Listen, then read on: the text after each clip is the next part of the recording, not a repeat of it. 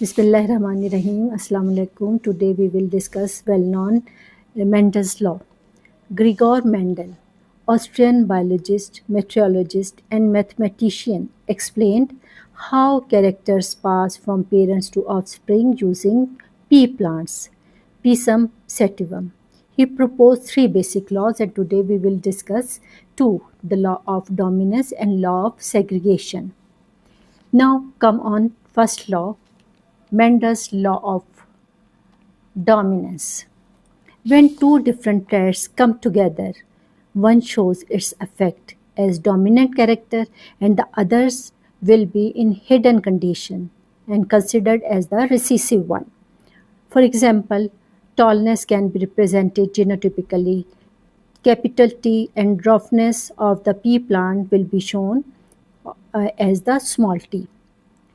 All offspring plants become tall. Tall is dominant and dwarf or shortness is recessive. Means only one trait appears in first generation. अब हम इससे ही इस diagram में देखते हैं कि किस तरीके से मेंडल ने शो किया था. Because two parents, parent number 1 and parent number 2. Parent number 1 have allele but homologous allele. Look at this, capital T. We have discussed before in homologous chromosome structure, if genes will be present on the alternate or homologous chromosomes, then both of these if these will be same, these will be considered as the homozygous alleles, and if these are changed, they will be considered as the heterozygous alleles. So here you can look, homozygous alleles are present both in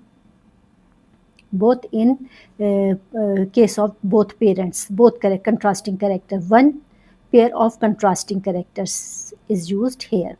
One from one parent and the second contrasting character from the other parent. Here, whenever these will be crossed, then in all cases we have four combination, and four of these combination we have capital T. One member of the allele is capital and one which is represented for tallness, and one is shorter which is represented for shortness or smaller. Here the same combination will be availed. अब यहाँ पे हम देखते हैं कि इसको हम Punnett square से कैसे प्रूफ करते हैं. Look at this. Consider this pair from one parent.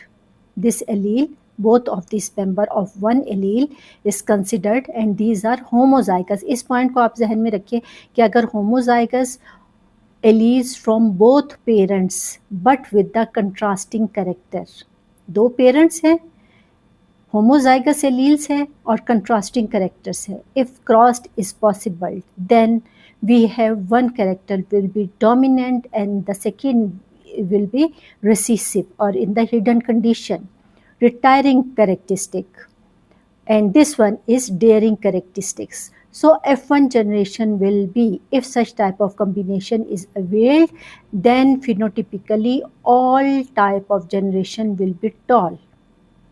But recessive characteristic is also, recessive member of the allele is also present but in the hidden condition. Now if we take both parents from this generation, अब हमने दोनों parents इस generation से लिए, then which type of result will be shown और continued. अब यहाँ पे क्या होगा कि अगर हम दोनों पेरेंट्स, अब आप यहाँ देखिए, यहाँ पे हमारे पास homozygous alleles with from both parents with the contrasting characters, homozygous alleles from both parents with the contrasting characteristic. ठीक है. अब यहाँ पे देखिए, अगर हम both parents with the heterozygous alleles, because heterozygous alleles was the result of the F1 generation. इस generation का result हमारे पास heterozygous disease था जिसमें dominant cases और recessive cases हमने देखे थे. If then it will be, it is called the law of segregation. तो सबसे पहले तो हम define इसे करेंगे, further हम इस chart को फिर discuss करेंगे. For example, each parent has two factors. अब हमारे पास हर parent के पास, parent number 1 and parent number 2, each parent has two factors, two alleles. each parent have one pair of allele और टू फैक्टर्स या to alleles कह सकते हैं, लेकिन ये वन पेयर भी हम इसे कह सकते हैं। फॉर ए ट्रेट, एक ही ट्रेट है, उसके लिए हमारे पास दो मेंबर्स हैं या एक पेयर है, and but only one goes to each gametes, इसमें से सिर्फ एक गैमेट को जाएगा from both parents, parent number 1 and parent number 2। जब हम इसका क्रॉस करेंगे तो ये दोनों ही एक साथ इसके साथ क्रॉस नहीं कर सकते, इनमें से एक मेंबर इसे क्रॉस करेगा one by one, it will combine with this and then it will combine with this. So separately 4 members from the 2 parents, 4 members 4 traits can be availed. अब इसे देखते हैं हमारे पास क्या रिजल्ट आता है। During gamete formation, these are going to be to form the gamete. During gamete formation pair separates, ये pair जो था ये पेयर सेपरेट हो गए, and now offspring get one allele from each parent, और गैमेट्स ऑफस्प्रिंग ने इन दोनों में से एक मेंबर लिया from each gamete. These are one gamete और पेरेंट नंबर 1 और पेरेंट नंबर 2। ठीक है, ये दोनों तरीके से हम रिप्रेजेंट कर सकते हैं। Now the result will be traits don't mix, traits mix नहीं हुए, they separate and come back in the next generation।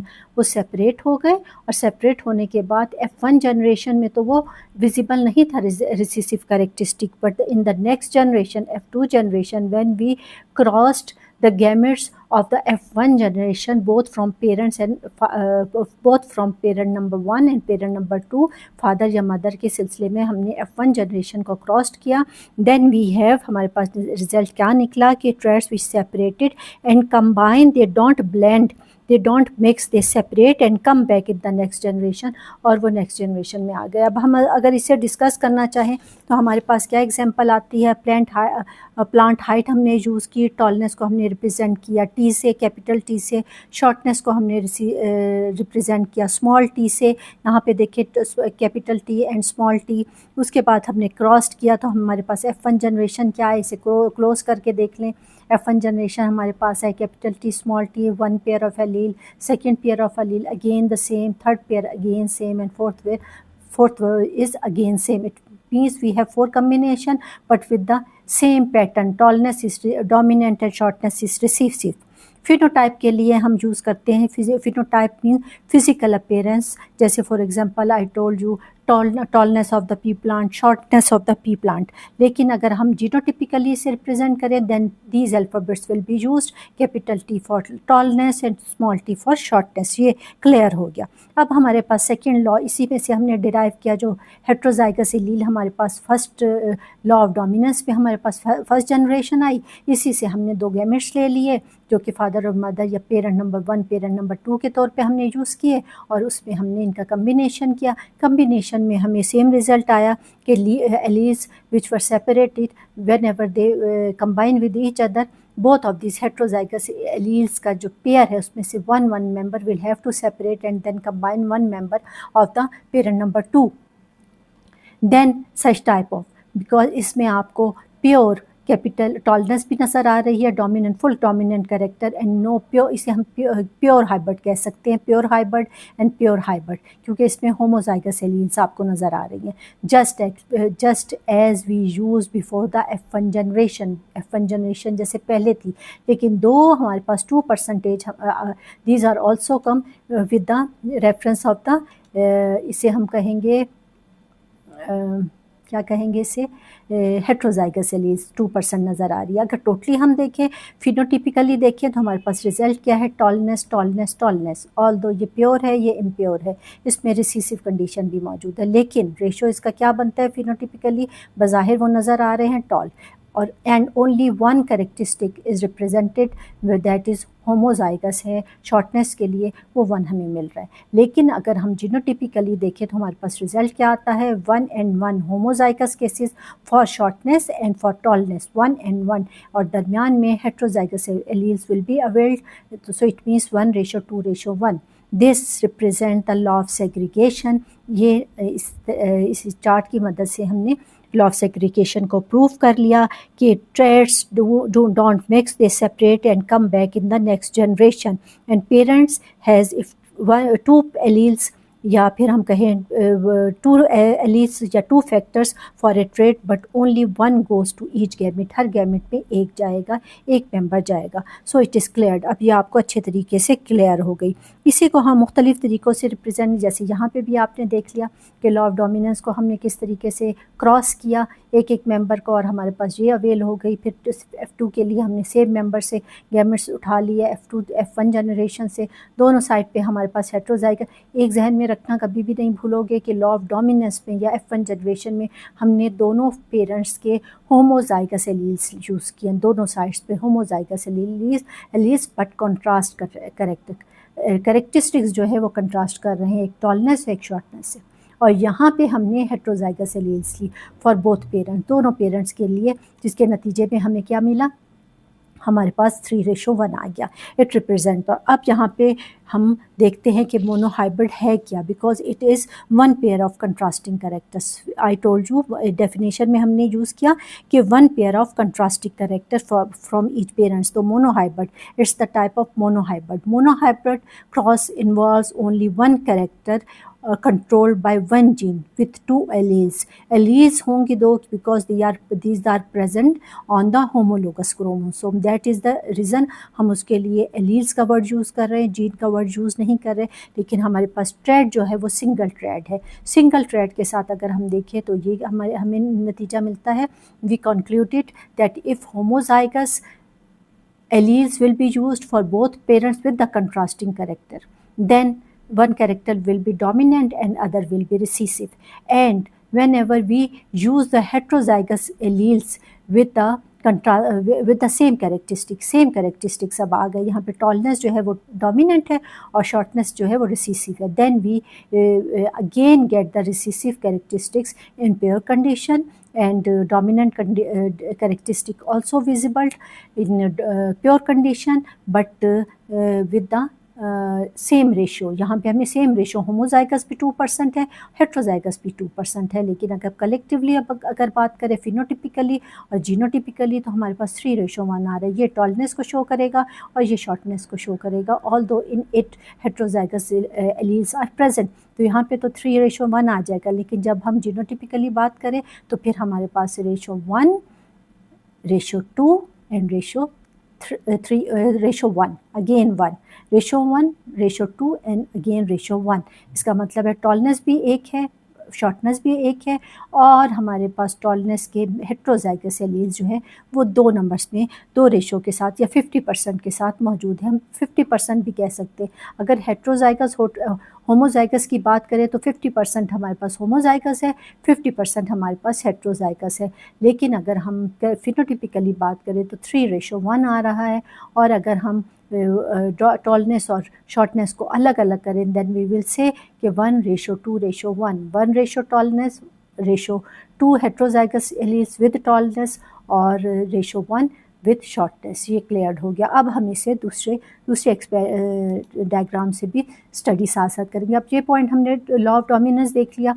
इसमें शर्त क्या थी कि दोनों पेरेंट्स में होमोजाइगस एलील्स होनी चाहिए with the contrast character. Number 1, 2 conditions हैं, होमोजाइगस एलील्स, और दूसरी कंडीशन क्या है, कंट्रास्ट करेक्टर भी हो। ठीक है। One characteristic of genes will be used, one characteristics of alleles will be used because these are on the separate chromosome in the form of homologous chromosome. दोनों अलग अलग क्रोमोसोम पे है लेकिन क्रोमोसोम होमोलोगस है, इसलिए हम उसे जीन्स की बजाय क्या कहते हैं, एलील्स कहते हैं।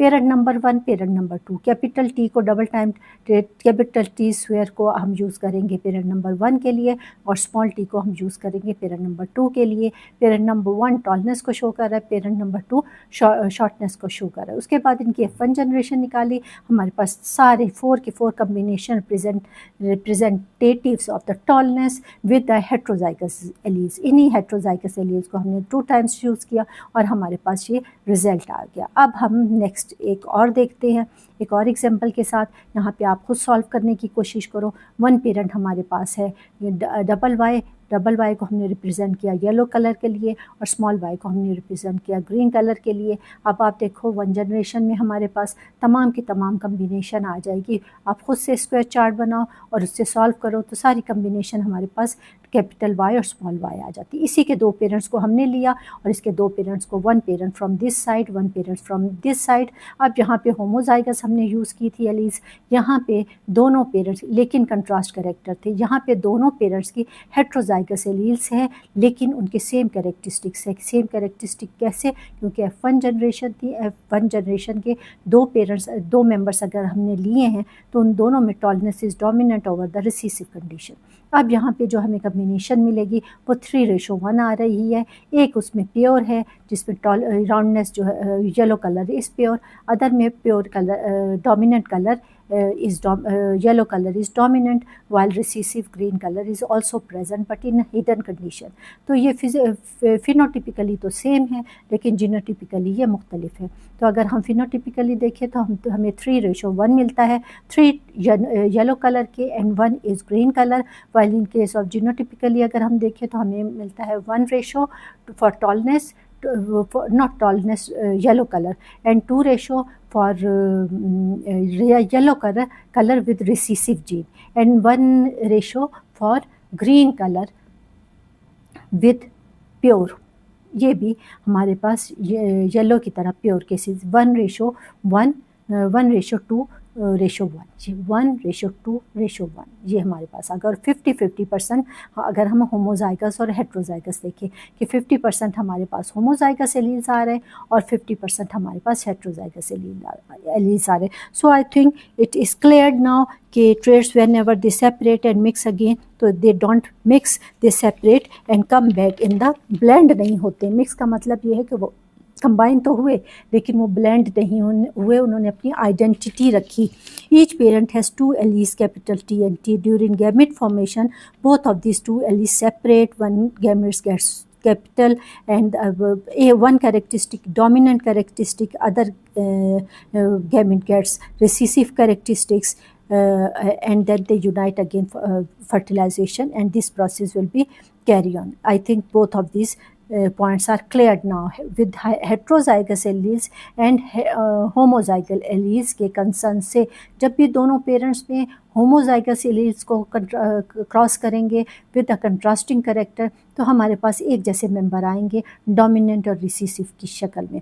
लेकिन अगर हम उसी के में 2 मेंबर्स को फिर क्रॉस करेंगे तो फिर वो हेट्रोजाइगस एलील्स थी जिनके सेम कैरेक्टरिस्टिक शो हो रहे थे, एक कैरेक्टर डोमिनेंट था एक रिसीसिव था, तब हमें 3:1 मिलेगा।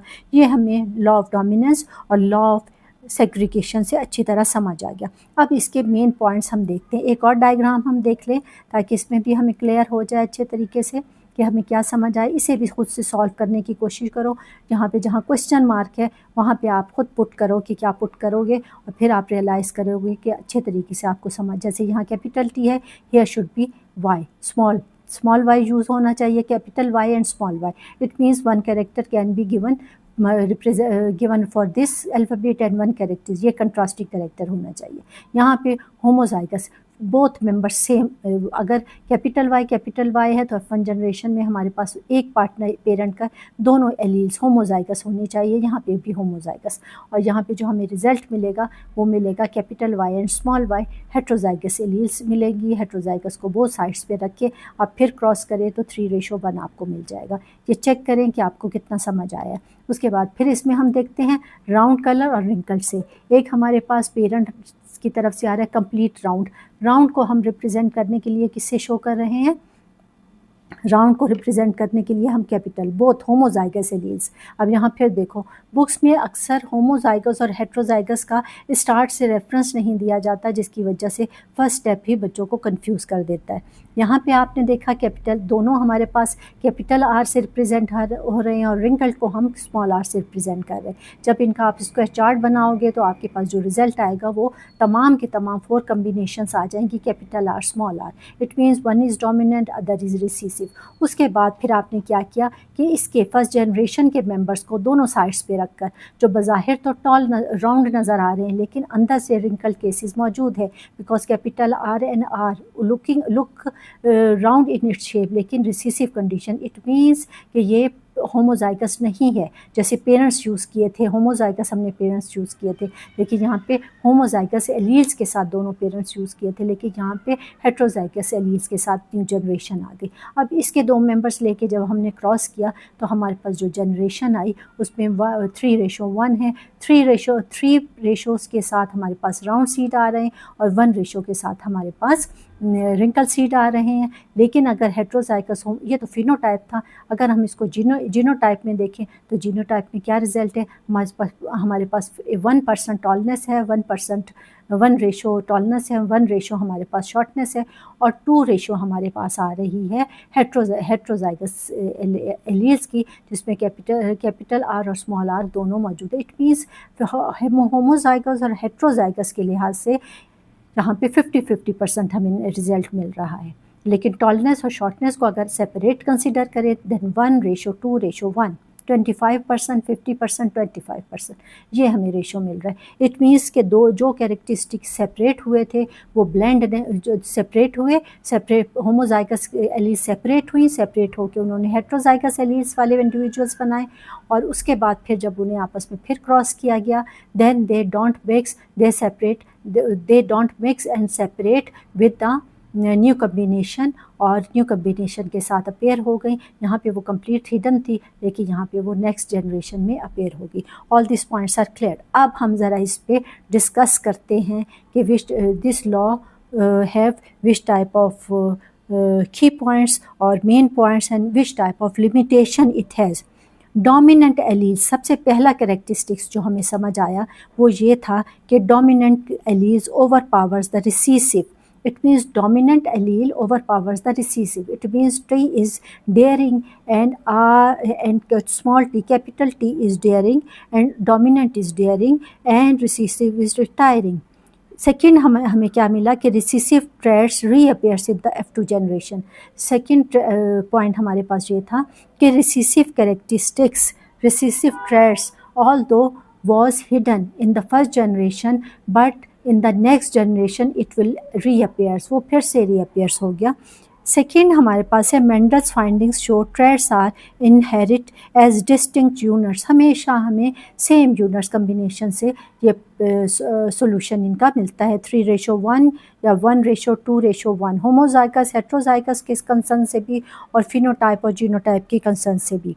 उसके बाद अगर हम लिमिटेशंस देखें तो लिमिटेशंस इसकी क्या हैं।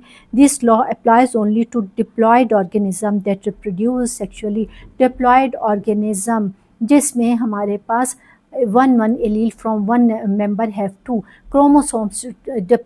ये सेक्सुअल रिप्रोडक्शन मियोसिस की बात की है कि उसमें हाफ नंबर ऑफ क्रोमोसोम्स होंगे and they have to unite together 1 allele from the 1 members and 1 allele from the other. 1 member of the allele will be from other member and then combination will be first their allele member separate and then again reunite. उसके बाद दूसरे के साथ cross करके उन्होंने अपने numbers पूरे कर लिए, एलील के दोनों मेंबर्स आ गए लेकिन विद द कंट्रास्टिंग कैरेक्टर। यहाँ पे होमोजाइगस था, यहाँ पे देखिए हेट्रोजाइगस बन गया। ये हमें लिमिटेशंस मिलती हैं कि if they that reproduce sexually. Second ये है alternative inheritance pattern. Dominant is not the only mode. Dominant और रिसीसिव ही हमारे पास सोल्यूशन नहीं आता, बल्कि sometimes other modes like blending inherits also exist. Blending भी होती है। समटाइम्स आपने देखा फ्लावर्स, रेड फ्लावर्स और वाइट फ्लावर्स को अगर हम क्रॉस करें, प्लांट्स को क्रॉस करें तो हमारे पास पिंक कलर आ जाता है। इट मीन्स कि डोमिनेंट और रिसीसिव जहाँ नहीं थे, डोमिनेंट इज़ नॉट कंप्लीटेड, इसे हम कहते हैं इनकम्प्लीट डोमिनेंट, जो हम अलग से लेक्चर में डिस्कस करेंगे। I hope all these points are cleared. Enjoy your studies, keep learning and repeat again and again to make the part of your brain. Okay, thank you.